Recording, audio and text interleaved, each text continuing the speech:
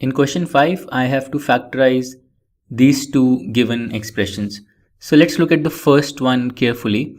So it has 4x square, 9y square, 16z square. All of these are perfect square terms. And then there are these three cross terms. So this looks like the expansion of a trinomial. So that is what we're going to use to solve this question.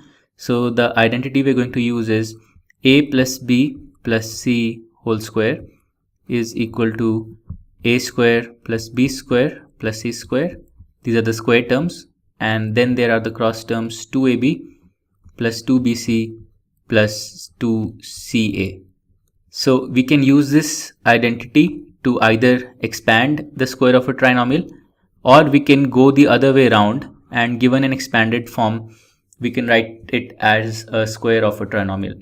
So let's do that for the first part.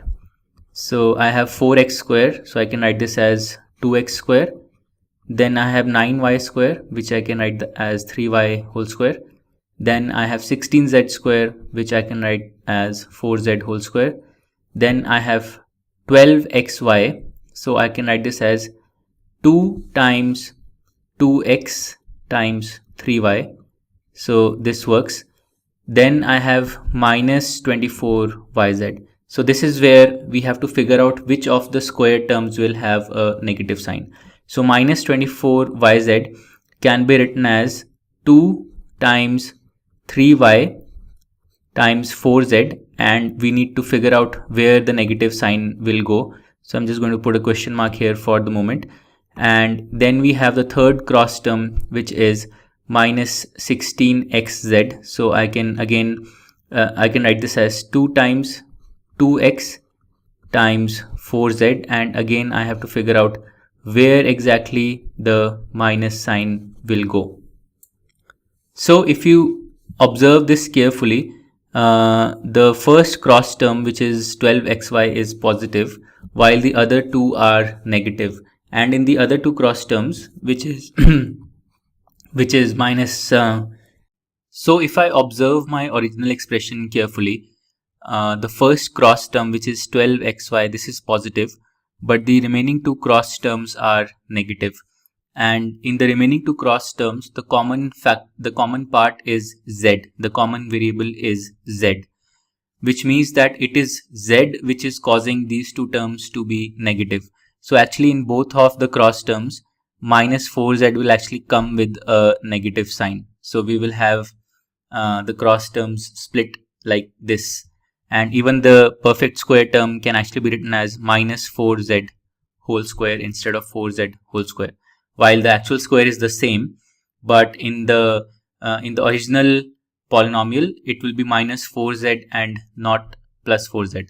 So this means that the first expression can be written as the perfect square of 2x plus 3y minus 4z. So it can be written in factored form as 2x plus 3y minus 4z whole square. So that's the answer to the first part. Now let's go to the second expression. So in the second expression, we have 2x square, y square, 8z square. Then we have minus 2 root 2 xy, 4 root 2 yz, and minus 8xz. So the two cross terms which are negative have xy and xz in them, which means that the x will come with a negative sign and y and z will be positive. So let's use this observation and factorize this polynomial. So 2x square can be written as the square of root 2x, and because we said that x will come with a negative sign, so we'll write this as minus root 2x whole square. Then the second term will be y square. The third term will be 8z square, which is the square of 2 root 2z. So 2 root 2z whole square. Then we have the first cross term minus 2 root 2 xy, which can be written as 2 into a, which is minus root 2x into y. Then we have the second cross term, which is 4 root 2 yz, which can be written as 2 into y into 2 root 2 z. So this gives us the second cross term. And then the third cross term is 2 times 2 root 2z times minus root 2x, and you can verify that this third term gives us minus 8xz, which is the third cross term.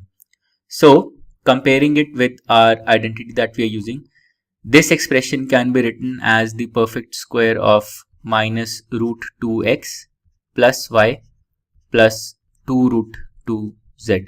So the factored form of this expression is the square of this trinomial.